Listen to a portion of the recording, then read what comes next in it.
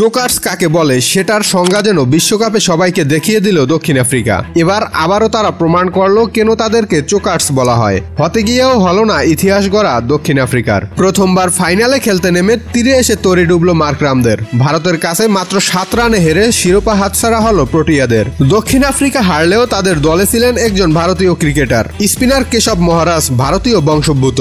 ভারতীয় হয়েও খেলেছেন দক্ষিণ আফ্রিকা দলে।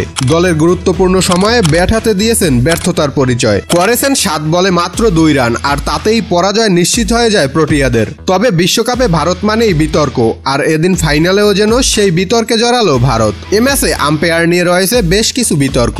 ওয়াইড থেকে শুরু করে শেষ ওভারে সূর্যকুমার ইয়াদবের নেয়া ক্যাচে আউট দেয়া নিয়ে থার্ড আম্পায়ার রিভিউ করে দেখেননি বেশিক্ষণ। ফাইনালের মতো একটা ম্যাচে এত অত্যাধুনিক ক্যামেরা থাকা সত্ত্বেও ক্যাচটি কেন বিভিন্ন অ্যাঙ্গেলে জুম করে ক্যাচটি বৈধ ছিল কিনা সেটা প্রিভিউ করা হয়নি, ঠিক যেমনটা হয়েছিল 2015 সালের ওয়ানডে বিশ্বকাপে বাংলাদেশের বিপক্ষে। তবে কি যেভাবেই হোক ভারতের হাতেই কি ট্রফিটা তুলে দিতে চাচ্ছিল কি আইসিসি? রোহিতদের বিশ্বজয়ে আন্তর্জাতিক ক্রিকেটে চোকার্সি থেকে গেলেন দক্ষিণ আফ্রিকা। 12 মাসে 3টি বিশ্বকাপ ফাইনাল খেললো ভারত। টেস্ট ও ওয়ানডে বিশ্বকাপ হাতছাড়া হলেও এবার টি-20 বিশ্বকাপে আর সেরকমটা হতে দেয়নি রোহিত কোহলিরা। 17 বছর আগে টি-20 বিশ্বকাপের প্রথম আসরে ট্রফি ঘরে তুলেছিল ইন্ডিয়া। সেটা দিয়েই প্রথমবার শিরোপা লড়াইয়ে নেমেছিল ভারত। দীর্ঘ অপেক্ষা শেষে আবারও সেই টি-20 বিশ্বকাপ দিয়েই শিরোপা খরা গুছালো দলটা। বিফলে গেল হেনরিক ক্লাসেনের দানবীয় ইনিংস।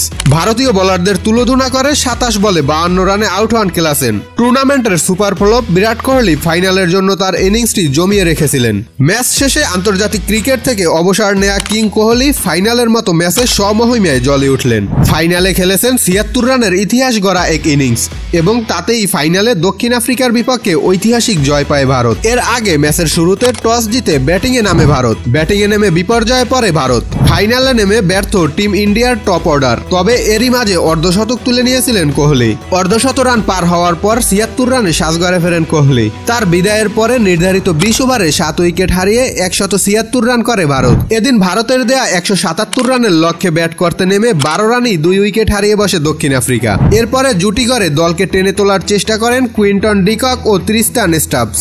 এই জুটির কল্যাণে ঘুরে দাঁড়াচ্ছিলেন তারা। অবশেষে ভেঙে যায় এ জুটিও। এরপরে চতুর্থ জুটিতে ক্লাসেনের সাথে 36 রানের জুটি করেন ডিকক। এরপর ডিকক ফিরে যান 39 রানে।